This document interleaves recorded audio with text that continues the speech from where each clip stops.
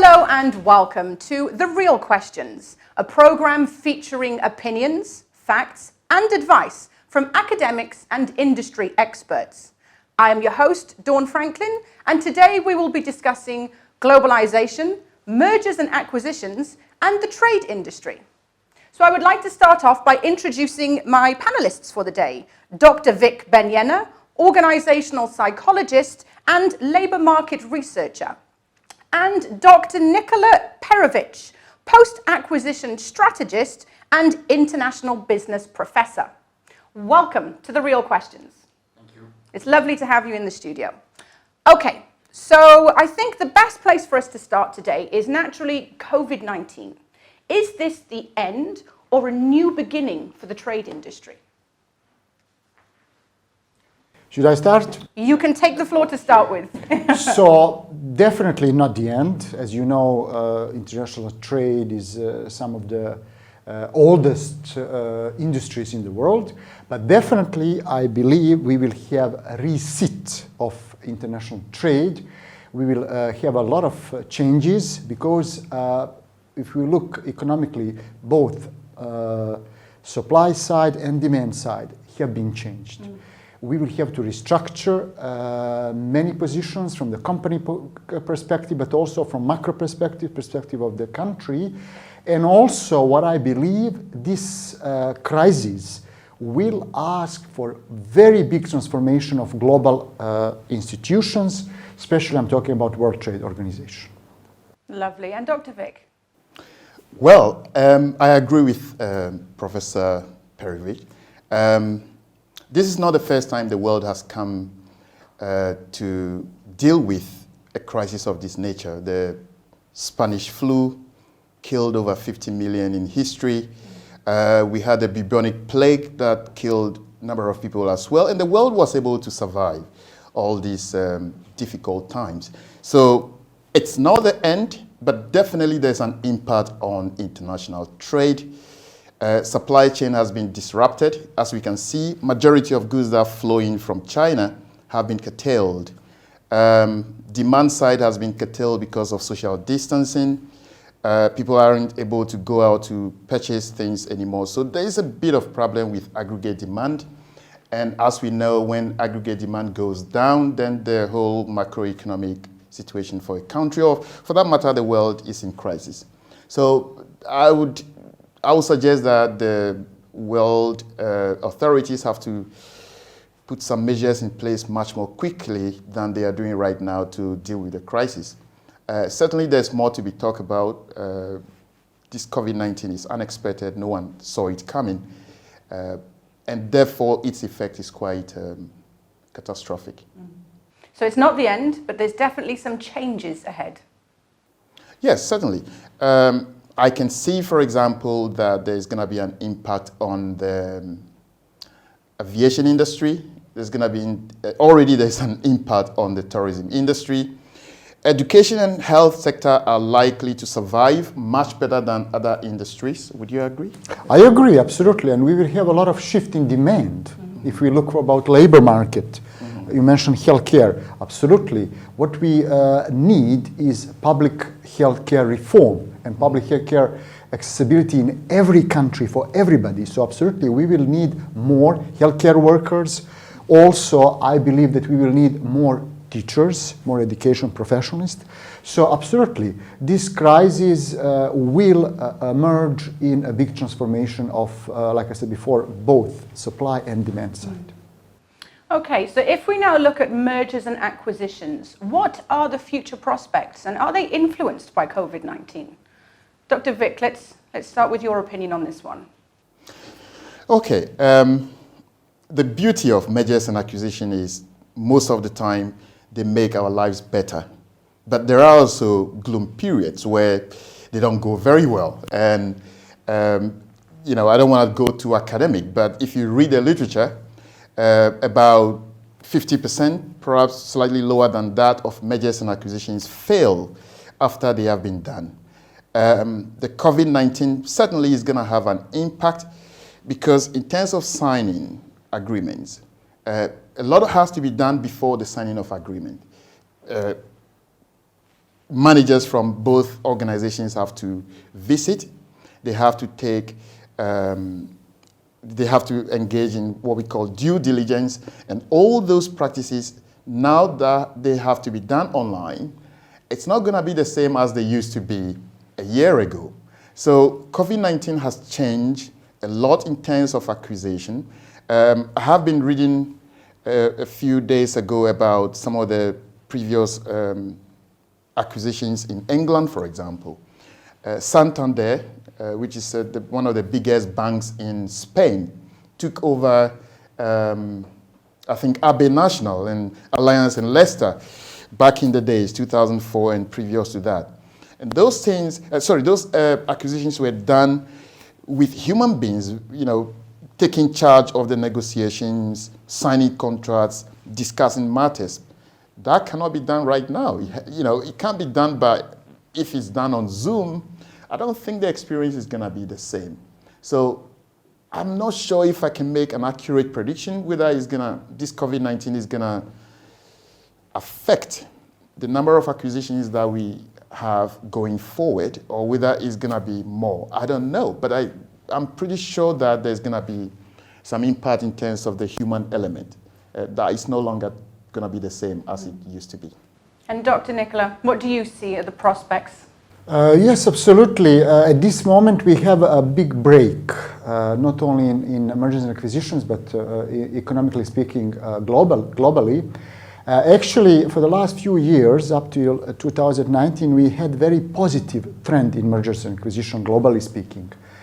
Unfortunately, last quarter 2019 and this early 2020 made huge changes in trend of mergers and acquisition, of course, negatively. Like Dr. Vic said, there are a lot of elements of mergers and acquisition. We have pre-phase, we have due diligence, we have a negotiation phase, we have signing the deal, etc. And all those phases of mergers and acquisition have been affected seriously. If we talk about due diligence, most important thing is to check all documents. And quite often, you cannot rely only on those digital rooms where you can upload all your files and then acquire companies, checking target company documents. You need field visits. And those visits are not possible in most cases these days. So I'm not saying that mergers and acquisitions completely stopped, but we see a big break currently. But I believe that we will have more opportunities as soon as COVID crisis ends. So I'm more positive about mergers and acquisitions in next year. Yeah. So what would you say are the biggest challenges to mergers and acquisitions? Definitely, biggest challenge in mergers and acquisition is when we talk about post-acquisition phase is integration between acquired company and target company.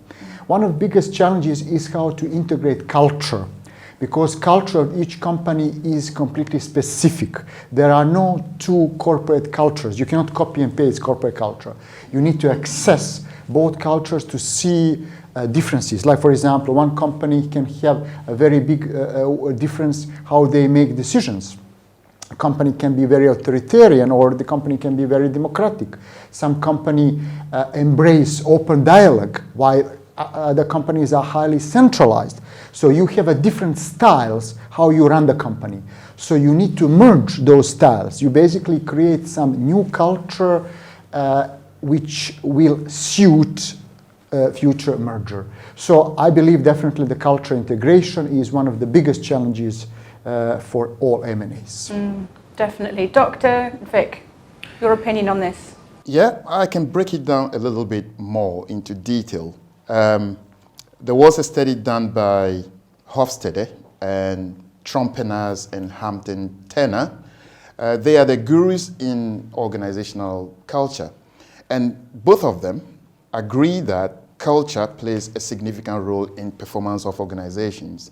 So in terms of mergers and acquisitions, we know sometimes they happen within a country, but sometimes they also happen outside of a country. In other words, they are international in nature.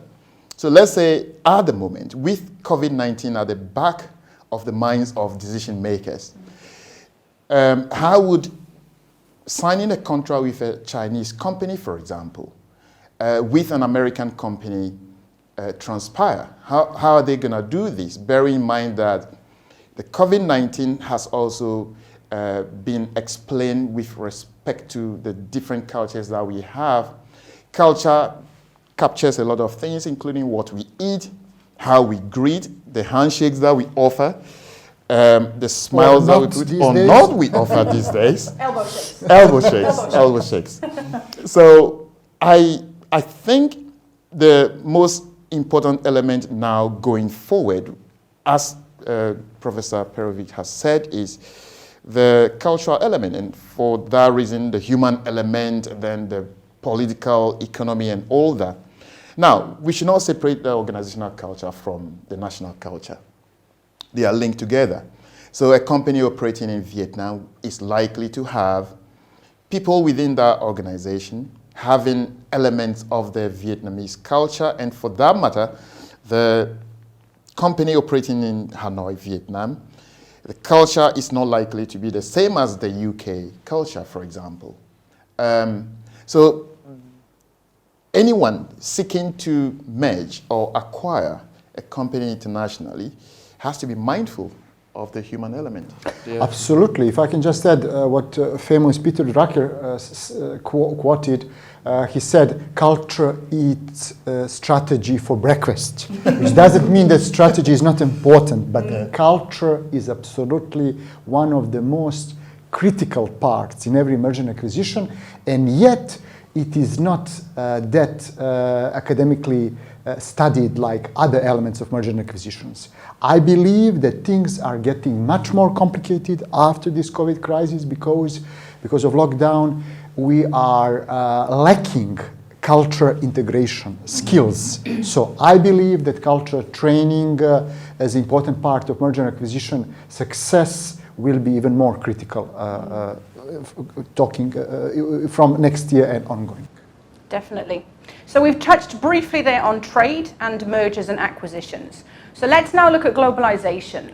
What are the biggest challenges right now to globalization? Dr. Vic, we'll start with you. Yeah, one of the biggest challenges to globalization is trust. We've seen it several times. The leaders of different countries have attacked people from different countries as not desirable in their economies. The citizens of different countries have also attacked citizens coming from other countries as taking over their jobs.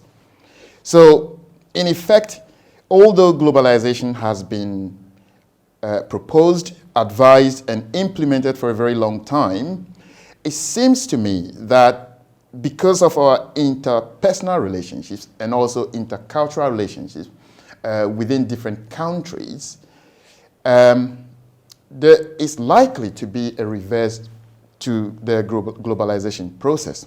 That is not to say it's not desirable. It's it's a good practice to have countries becoming more globalized so that someone living in South Korea can get a product made from Argentina and vice versa. But the human element, as we have talked about a few minutes ago, is the core part of all this globalization process.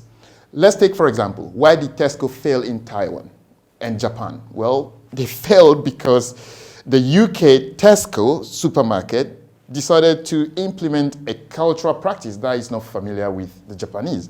The Japanese, we know, like fresh foods. The Taiwanese like fresh foods. In UK, we like to preserve our foods in a frozen manner and then sell them in the supermarket. This didn't go very well. Tesco failed. Then McDonald's went to India. And again, for the same reason, the Indians don't particularly eat beef. But then McDonald's went there without taking this into account properly. I would not recommend that anyone attempt to sell sausage made from pork in the Middle East, or for that matter, in any Islamic country. If you do that as a company seeking to globalize, you're not taking into account the variations in culture, and for that matter, you're applying a concept that we normally call a universalist cultural practice, and that will make your company fail. So that will be what I think in terms of globalization now and into the future. Definite food for thought there. I believe that first we are currently dealing with the wrong belief that globalization has stopped. Globalization hasn't stopped. We are currently having something which is so-called deglobalization, which means that countries are becoming more ethnocentristic, which means that they are focused on their own. Of course, you have to be, if you are in lockdown, they talk about local production, how to source locally, how to make local products. Of course, international trade is not possible in many areas when you stop your borders. But even with that, globalization has not stopped, because the process of globalization is process of interactions, having economic, social, cultural interactions. And as you know, information flow is much faster than anywhere before in our history. So is that a sign of globalization? Clearly it is. So we can argue that we have certain elements of deglobalization. I also believe that one big challenge is to stop any kind of hate speech. You know, like for example, you have some presidents, I'm not going to name them, who say that without any evidences that this virus was artificial, created in some laboratory. Viruses are natural. And you cannot blame any specific country, because viruses do not possess nationality, they don't have passport, they don't have ID, they don't have account, so nobody can blame them, okay? They are completely naturally. And they are, unfortunately, spreading. You cannot blame any country. What we need now, we need a global, efficient, and fast response. Can we have global response unless we have globalization? Of course not. So after this deglobalization, I believe when we are done with this crisis, we will have even more globalization, and I call that process reglobalization. When we will reset many of our roles, we will talk about new roles of international World Trade Organization, other global institutions, but absolutely globalization is a concept which is very old, centuries old. I will just remind you about, for example, how globalization company started in India, when we have Indian companies shipping products from India to UK and rest of the world. Absolutely. We will even have more globalization, but we will talk about different types of globalization. And like I said, what is the biggest sign of globalization if not our instant flow of information globally? There is also, I'm sorry, It's okay. there is also one of the things that we have to take into account when we discuss the issue of globalization is economic blocs all over the world. Do they support or do they work against globalization? Take, for example, the NAFTA. Take, for example, ASEAN in the Far East, the European Union, of course. Then in the Middle East, you also have the MENA. Then you have in Africa, you have different forms of trade blocs. The ECOWAS in the west of Africa, the AU, which is trying hard to introduce its own currency. Now, when we have all these blocs within a global framework, we also have to ask the question, are they working in support of globalization or are they working against globalization? It certainly is the case that when UK tried to pull out of the EU, there was a lot of uneasy among the EU legislators and ministers. So it seems to me that the more and more we have economic blocs springing up and the more successful they become, the more it can be challenging to have a more global apparatus that operates economically. Yes, I would just like to add one thing, that globalization as any process is not perfect. We have advantages and disadvantages. Biggest advantages of globalization is basically that we have more products, that we have more services available, that people are mixing more, etc. But there are a lot of disadvantages, and one of the biggest disadvantages of globalization is that we have a big economic inequality. Like Dr. Vic just said, every country belongs to some bloc, and quite often they are basically limiting free trade. They say that they facilitate free trade, but they are doing completely opposite. They are limiting free trade, and you have more economic inequalities. Unfortunately, because of this big COVID-19 crisis and economic crisis, which is a parallel process, I believe that we will have even increase of economic inequality. And that's going to be biggest challenge after, in this re-globalization, how to fix economic inequality. Very interesting. Dr. Nikola, you touched briefly just now on deglobalization and re-globalization. Can you explain for us the key differences in the process? So deglobalization is basically what is happening right now. Countries are, in most of countries are in lockdown, and they are only talking about local market, how to preserve local supply, local demand. Quite often you see something that I mentioned, so-called ethnocentrism, where you believe that, only my culture is the best, only my nation is the best, I don't care about other cultures, etc., which is very, very bad. But absolutely that process is not sustainable. Globalization is something which is extremely old concept, which is here for centuries, and we will have a new globalization, but with different roles and different challenges, and that is what I call the re-globalization, like a new process of globalization which will occur from next year and ongoing. One of the biggest challenges is to talk not only about free trade, but free trade and fair trade, because so-called free trade was not fair for many of developing countries, emerging countries. And you can see that many people, unfortunately, after this crisis will be even more poor. Thank you, Dr. Nikola. Dr. Vic, do you have any comments to add? I think I fully agree with Professor Perovic. He's covered it all. Globalization is the next step above globalization, and deglobalization is probably a step backwards. Perfect. Okay, so if we go back now to look at trade, what are the biggest challenges right now to the trade industry? And Dr. Vic, let's start with you. Okay. First of all, I have to say, most of the things that I outline as affecting trade have already been there. They've always been affecting trade for a very long time. But the core of these factors include trust, as I've said earlier on. Would you trust that if you sign a contract for supply of goods to UK, for example, those goods are going to be delivered on time so that you can serve your customers? Second, would those goods that are going to be delivered to you, are they going to help you fulfill your aims as an organization, or are they going to have questionable character? Are the goods going to be wholesome? Are they going to be of the highest quality? So the issue of trust is going to affect trade, particularly within geographical areas that have economic blocs. The EU has got its own standards. The quality standards are very high.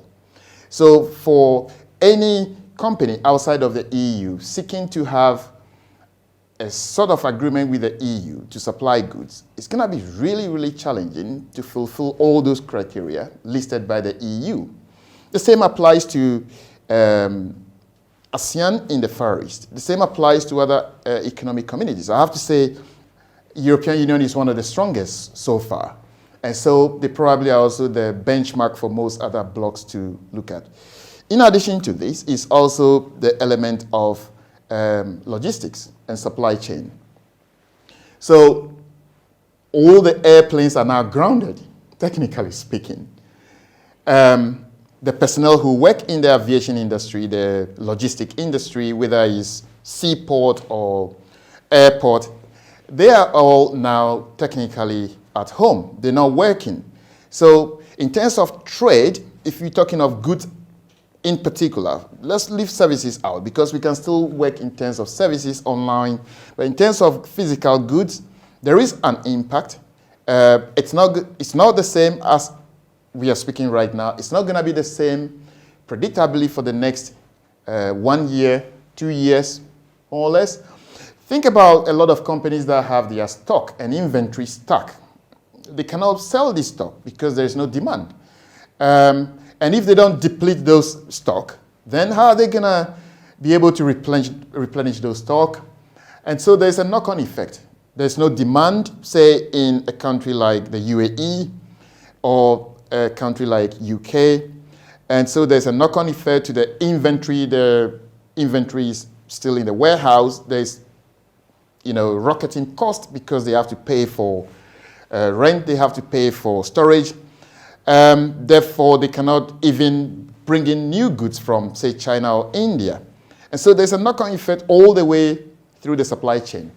And that's something that it's concerning right now, that both academics and industry experts have to grapple with and find ways to deal with at the moment. Definitely. Professor Perovic, can you add to that? Yes, absolutely. International trade, when we look about these challenges, we can look from micro perspective, a perspective of each company, where actually we see that companies are going to look for new suppliers and new buyers.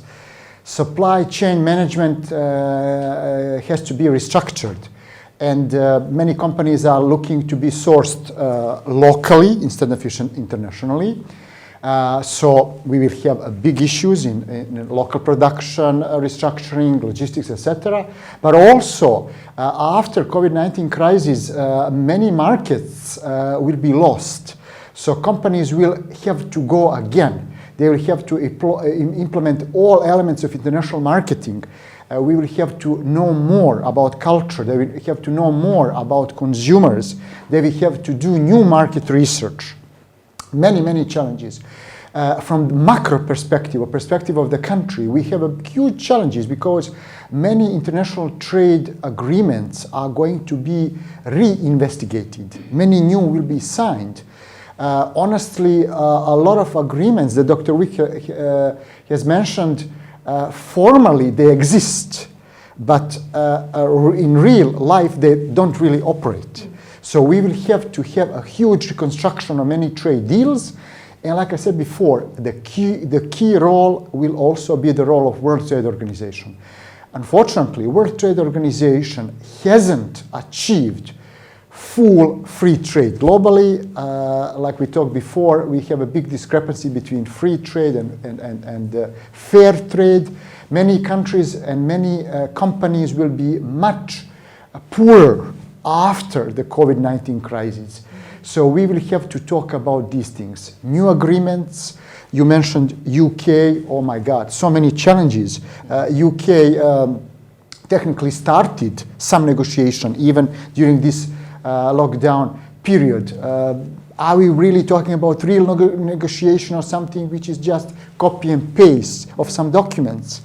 There are so many challenges, absolutely, from company perspective and for country perspective. But like I said before, this mantra, like centuries old mantra, free trade, I think it should be replaced.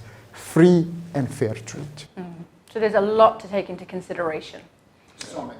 Okay, could you each now shed some light for me on the nature of reform in global international institutions? Dr. Nikola, let's start with you. Well, I started about World Trade Organization. I believe that especially, I'm not going to mention any country specifically, of course, but many countries had very favorable position. And because of those positions, many others, especially smaller countries and emerging countries, developing countries, didn't have a right position. One of the biggest challenges is, of course, position of China.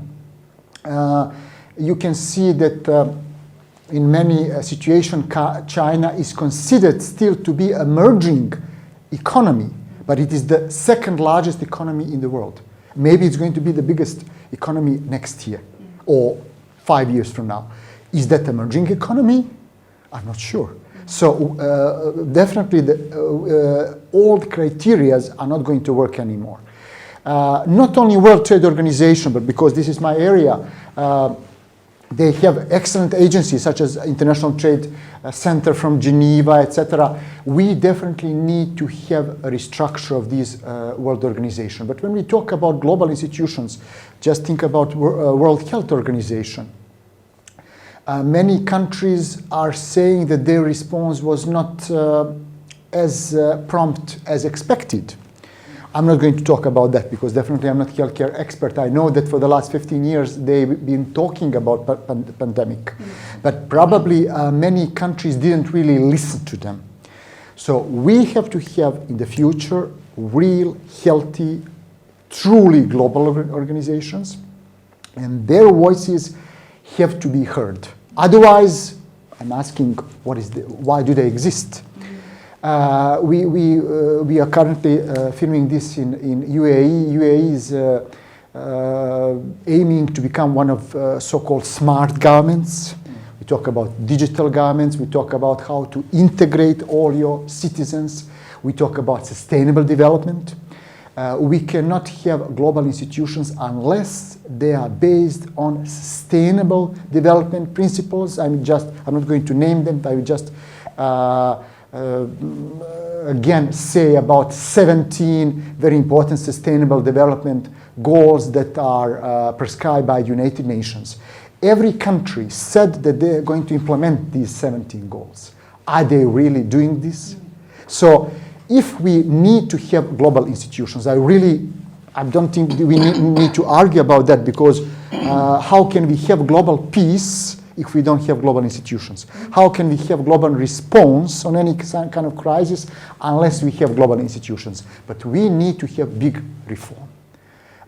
We need to have open dialogue, how this reform is going to be implemented, but I think this is really, really huge challenge. Definitely. Dr. Vic, I've seen you nodding along quite a lot there. What would you like to add to his comments? He's nailed it right on the head. But one key question we have to consider when we look at the World Trade Organization and how to restructure is what is currently the composition of the World Trade Organization? Who are the members? Who has more power and who has less power?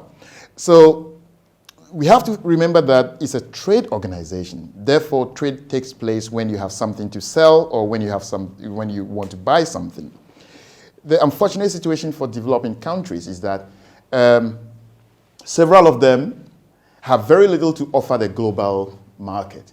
And because they have very little to offer by way of what they produce and what they offer in terms of services, that gives them less power within the WTO. Take, for example, countries like Mali, Burkina Faso, Malawi in Africa. These are just examples, but if you look at these countries' GDP composition and contribution, it's very, very insignificant. It's very small.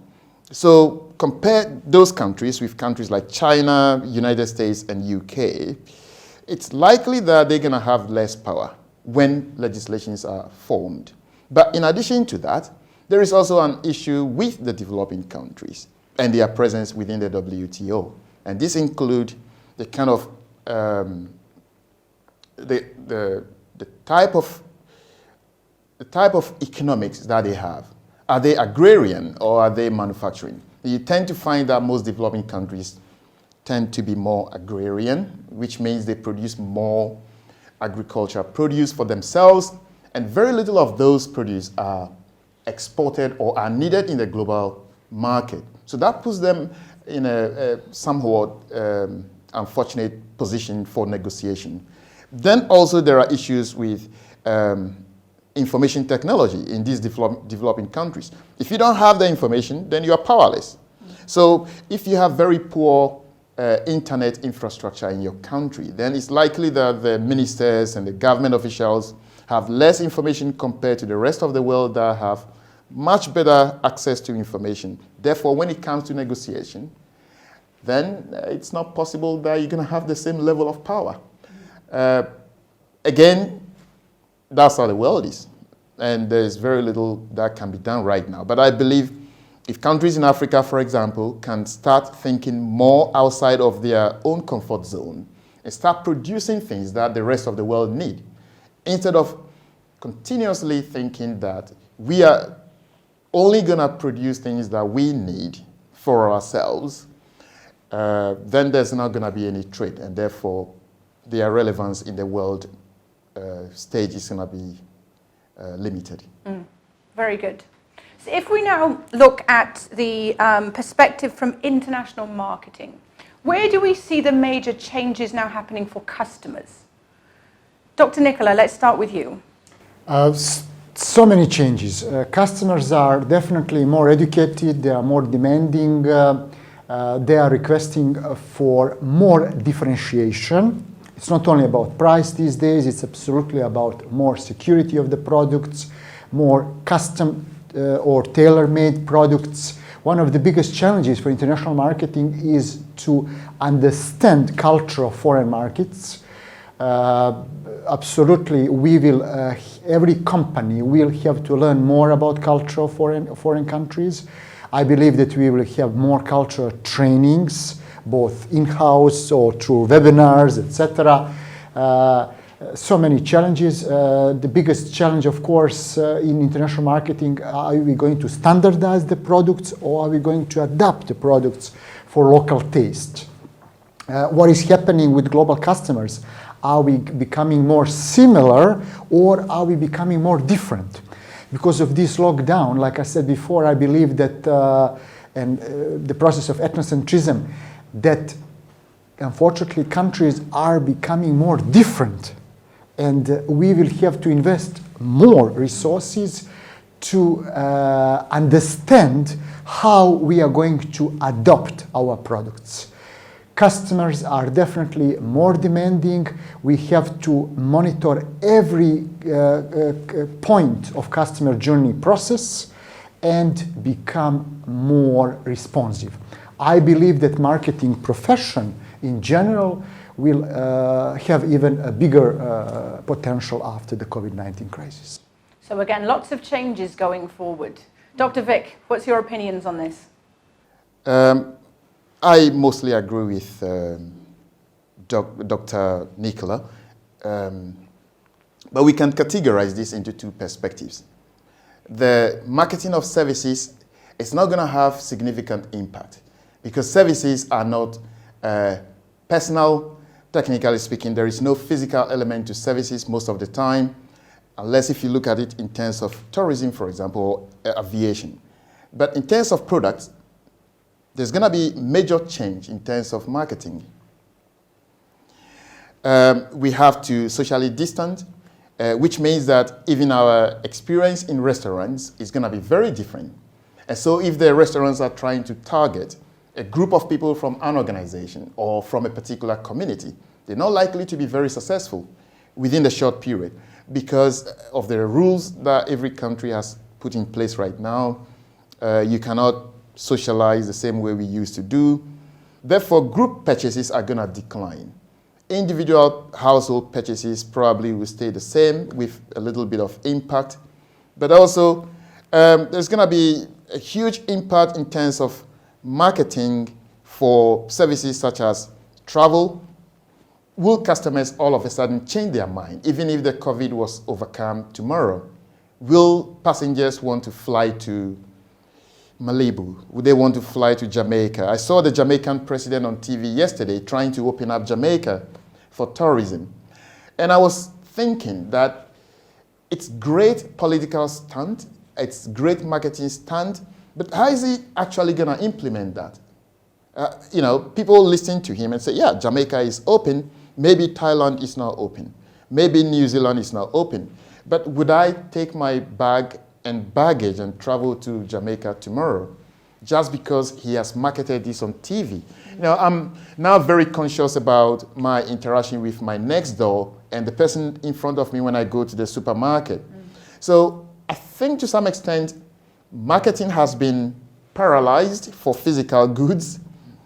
Human beings or customers will now have to make decisions based on the risk factors associated with the purchases that they want to engage in, and very less in terms of the marketing message. Absolutely. I believe that what we are going to face something so-called a redifferentiation. Marketing offer has to be created on new grounds. Customer value proposition has to be reformed. Absolutely. We have focused on experiential marketing much more than before.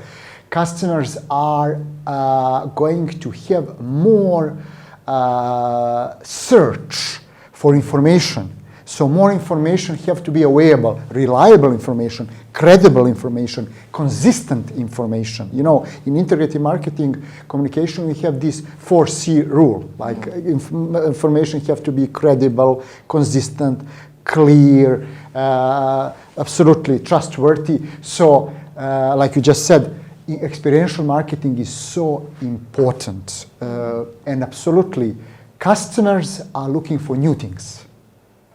They are not going to be okay with old solutions. You have to have new solutions. A lot of elements of digital marketing, absolutely. In international marketing, budget will probably be more than 50% of budget will go digitally. Who is going to check those information? You know, on Facebook we have so many fake news.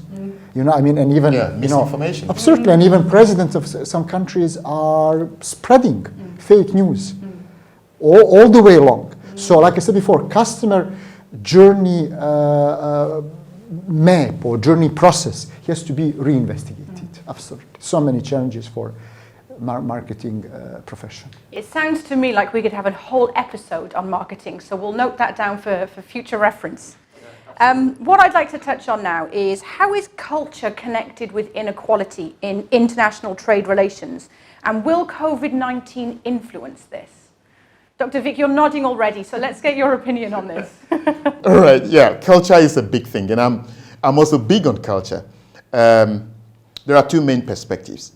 Should we accept every culture, or should we make adjustments for culture?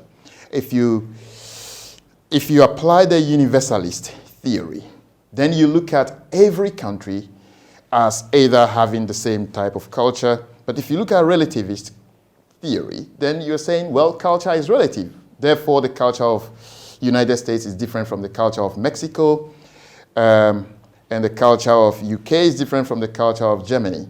If you make those provisions and you are able to train your workforce to accept different cultures, you're more likely to accept. If, on the other hand, you impose your culture or values and norms and traditions on, say, what we would call a third country national, or, if you were operating in a foreign country, then you're likely to, get people fighting back, because cultures are very strong.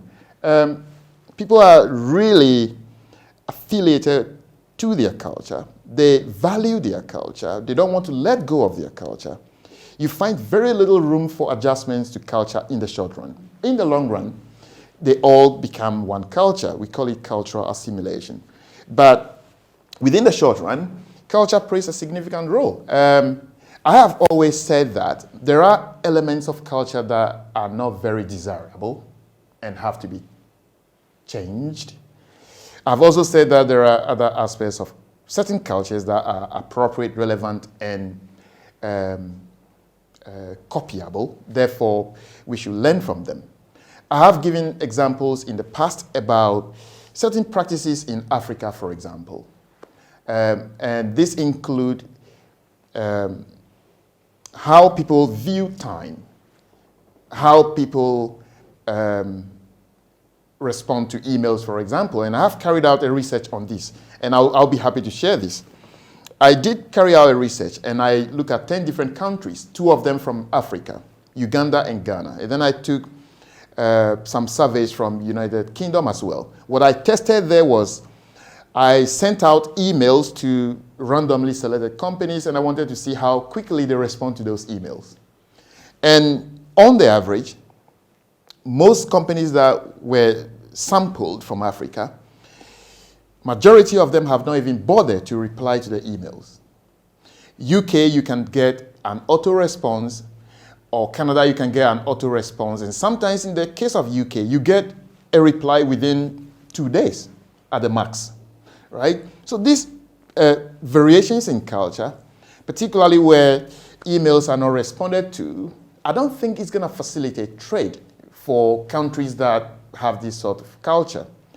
It's hard to say whether this is a cultural problem or an attitude problem, in the sense that I don't know why the companies in Africa have not responded to the email.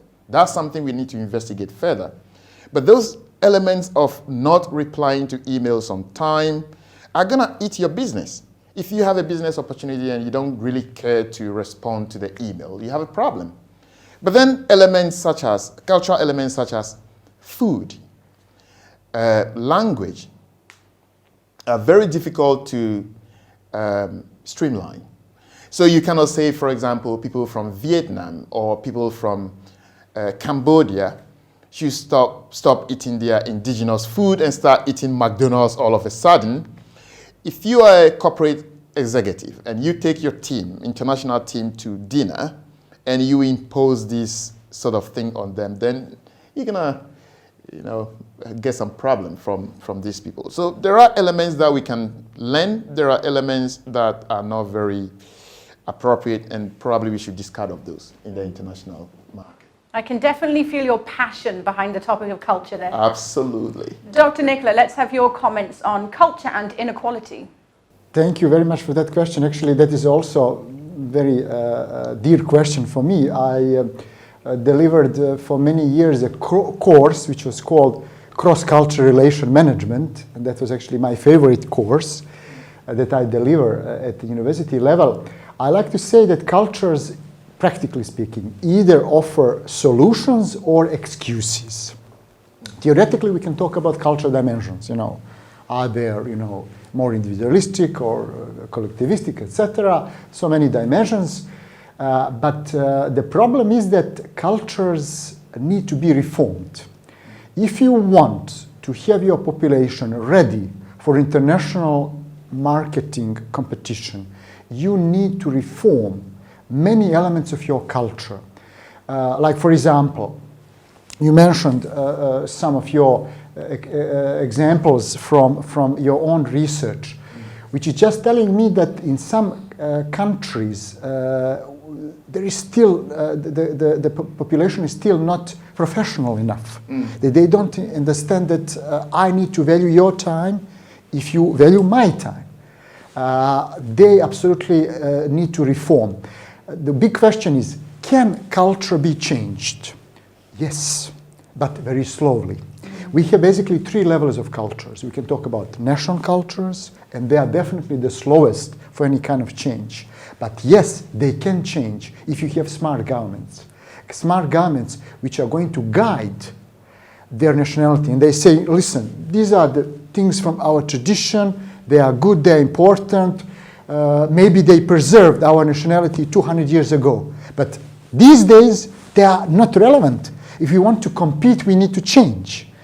There are other elements of culture, such as other levels of culture, such as organizational cultures. Absolutely, they have to be changed. You have a so-called occupational culture. That culture can also and has to be very changed. If we talk about occupation, do we work in our lifetime only one occupation, or we have to be very flexible these days? We have to be very flexible. If we don't change our occupational culture, are we going to be ready for the market or not? So there are so many challenges. Absolutely, culture can be changed. Culture, I always, when I deliver this course, I always like to say to my students, there are not good or bad cultures, only different cultures. My culture is not better than your culture, but we have to understand culture is so-called social DNA. We live our culture. Quite often we have like a cultural goggles. They're here, but they're invisible. And we judge based on those cultural goggles. We need to remove those goggles, okay? To first understand our own culture and to be open-minded to understand other cultures. We talked before about necessities and changes in international marketing. Can you be ready for international marketing if you judge other cultures? Absolutely not. You need to understand, and you need to be flexible. Like we said before, in quality management, we use the term agile. So it's like combination of flexibility and control.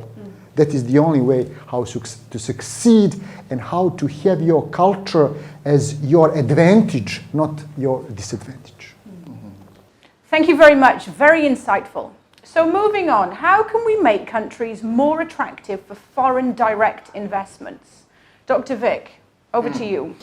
Yeah, I think that's just moving on from the previous question or previous discussion. Making countries more attractive for FDI. First of all, the government has to be much more transparent than it currently think it is. And unfortunately, it's not only developing countries that are perceived as not being transparent. Sometimes developed countries can also be perceived as not transparent. Transparency is the extent to which you make information available to almost everyone who seeks that information. But if we were to line up all countries in the world, 193 of them, on a continuum, we will find that some are more transparent and others are not. And it's not only me saying this. There's an authority in the world that looks at transparency level of countries, and they've always been doing their research in this field. So transparency is very important.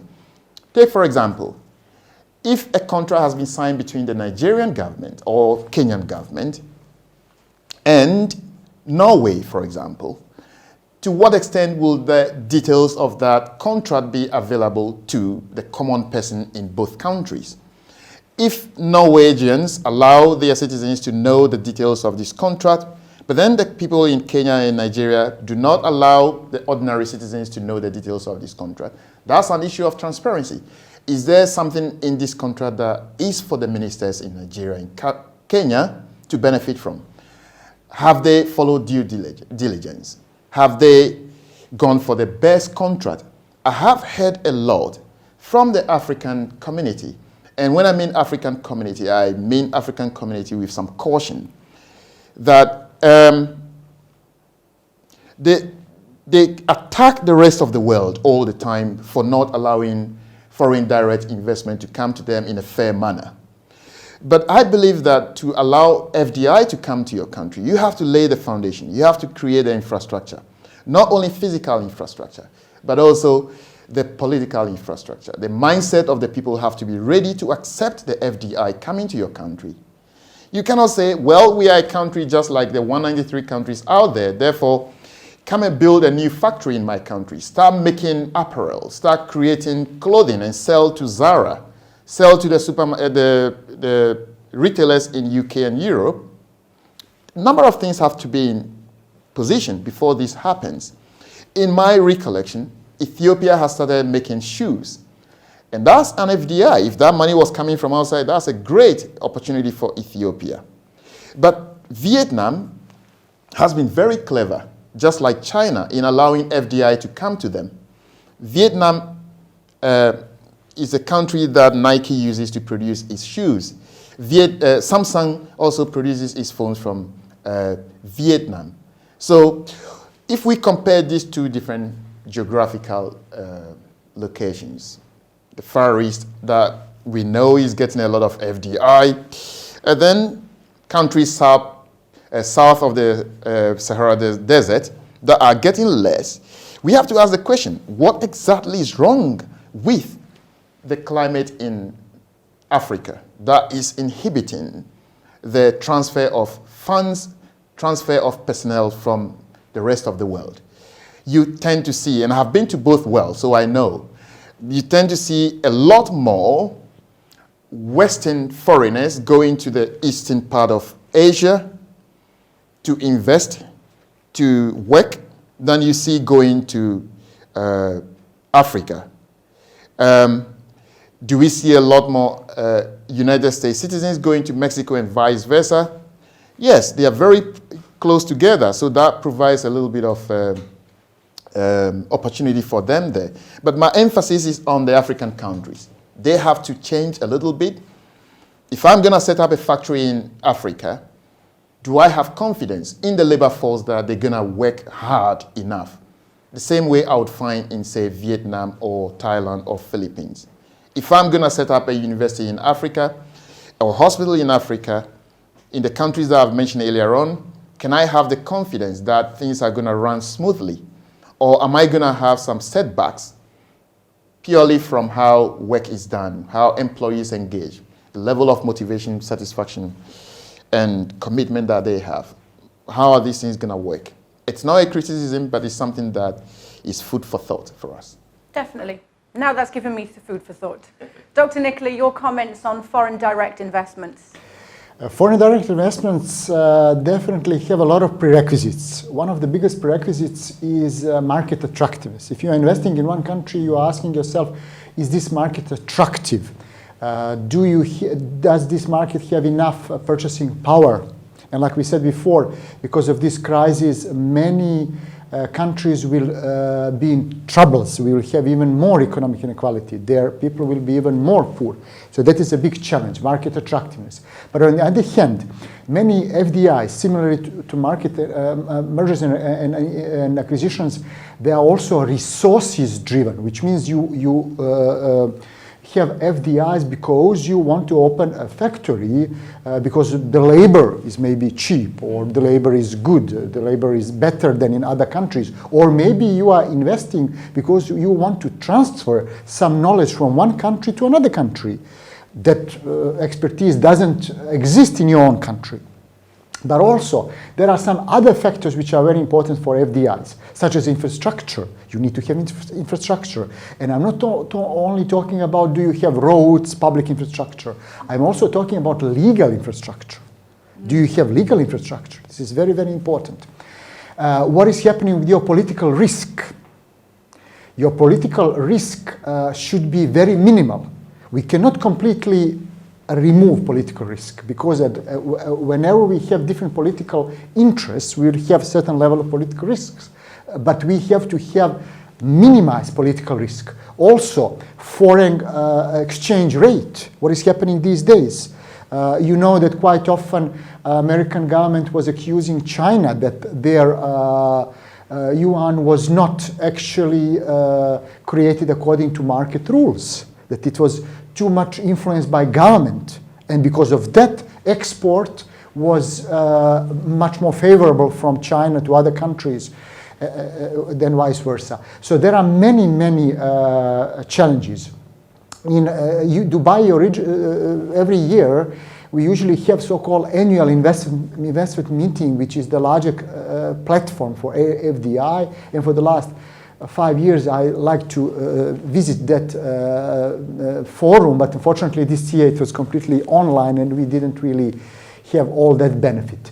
There are so many demand for FDIs, and we are competing. Countries are similarly like when companies are competing with their products in international marketing. When we talk about FDIs, countries are competing with each other. And before we talked about how important it is to reinvestigate position of all international trade blocs. Absolutely, FDIs are so much connected with the future state of international trade blocs. And that is also something that we will have to think about in the future. Definitely. Thank you very much. So in your professional opinions, are there potentially any ways to reduce trade deficits given the current climate right now? Dr. Nikola, I'm going to go with you on this one because you have a big smile on your face. Yeah, thank you very much. Actually, in my previous career, I used to be director of export for one big company in my home country, Montenegro. And absolutely, trade deficit is a big issue for many countries. Of course, we can talk about trade deficit of goods or trade deficits of services. If for every economic health of every country, when we talk about trade deficit, we always should connect trade deficit with capital inflow or outflow. For example, United States of America, they had huge trade deficit, but they had a huge capital inflow, especially from China, which basically compensated that trade deficit. So it's pretty, when we talk about trade deficit, it's kind of tricky to talk about that isolately from capital accounts. Absolutely. We need to talk about export, especially when we talk about emerging countries. Those countries cannot have export unless they have good local production. On the other hand, they cannot have good local production unless they have good adoption of international standards. I'm talking mainly about quality standards, and that is a big challenge, especially now, because one of the biggest issues of quality standards is quality assurance. And we are talking about security. These days, security is going to be, security of goods, services is going to be much more important. Dr. Vic mentioned before tourism. Tourism is also, tourism is so-called invisible export. Very, very important, especially for emerging countries. When we talk about export, we usually talk about products. Products are part of a marketing mix equation. But you know what? We cannot talk these days about traditional 4 Ps in marketing mix unless we also include people or our skilled workforce. We touched before education. We need to have more education, more educated people if we really want to have good export product and services for international market. So many challenges. I always like to say, if you want to have good products, you first need to invest in your people, because your people are the most important asset of every company, of every country. And you cannot do that unless you have more investments in your education. Most definitely. Thank you very much. Dr. Vic, your comments on trade deficits. Deficit, broadly speaking, is not always a bad news for a country. A country can intentionally run budget deficit in order to finance this deficit, which creates jobs, which creates income to circulate in the country. But when you look at trade deficit, you're looking at the difference between your export and your import. So to put it in a layman's term, if your import is more than your export, you have a deficit. That's a disaster. What that means is you are bringing in more goods into your country, you are paying more people your hard-earned currency than they are paying you. And that is not something anyone wants to do. Even at the household level, you don't want to spend more money than you get. So that's a big issue that countries have to be aware of. But as to whether this is going to expand, and I mean trade deficit, is it going to expand in light of the COVID-19? To some extent. If your country's GDP, as far as the export-import composition is concerned, if a huge amount of that comes from areas or industries that are affected by the COVID-19, then yes, you're going to have an expanding trade deficit. For example, aviation. If you're not able to bring in more tourists into your country, then those tourists are not going to bring in foreign income. And if they don't bring in more foreign income, then you're likely to have a trade deficit. But we have to look at this with caution. The COVID-19 has crippled every economy. So although tourists are not going to come to your country, the same way your tourists are not going to go to other people's country either. So there will be a fine balance there, all other things being equal. But this is purely theoretical. In reality, if your country depends on items flowing in and items flowing out, you rely on cargo, air cargo or sea cargo, or logistics for that matter, then you can experience trade deficit. And I think China definitely is going to have a trade deficit if they are not able to respond very quickly to find ways. But the COVID-19 is not for only one country. It's for everyone. So I can see that, without doubt in my mind, there's going to be a potential trade deficit in various forms across the globe. Watch this space. Watch the space. Lovely. Thank you very much. So my final question for you today is, if any of our viewers are either facing or considering mergers and acquisitions right now, what piece of advice can you offer them? Dr. Nikola, let's start with you. Definitely, mergers and acquisitions are always interesting, and these days you will see a lot of undervalued companies, which means excellent target companies for future mergers and acquisitions. But never do it unless you are assured that you can do accurate due diligence. We mentioned before challenges, how to do due diligence in this COVID-19 crisis. You have to have accurate information. You cannot rely only on digital rooms of both acquired company or target company. You have to organize field trips. So if you can do that, absolutely. Mergers and acquisitions are becoming more popular in the future because many more companies will be excellent target companies. Through mergers and acquisitions, you can much faster acquire any new market. It is much faster process than do all in-house market development or product development. Like we said before, supply chain management is going to be restructured, and it will take maybe years to have new excellent supply chain management. Through mergers and acquisitions, you can absolutely do good and efficient solutions. But like I said before, please always make sure to do accurate due diligence.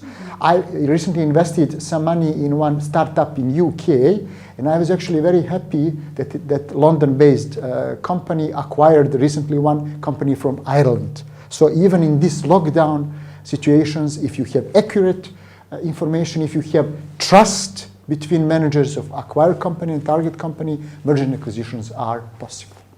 Brilliant, thank you very much. And Dr. Vic, your final comments. Final comments. Mergers and acquisitions, great way to expand your organization and offer services and goods to the rest of the world. In light of the COVID-19, we have to start looking at areas that were previously not targeted, i.e. education. I'm not aware of many universities that went out overseas to acquire another smaller university. So maybe that's something to start looking at. And I say this because university education has now migrated to online delivery.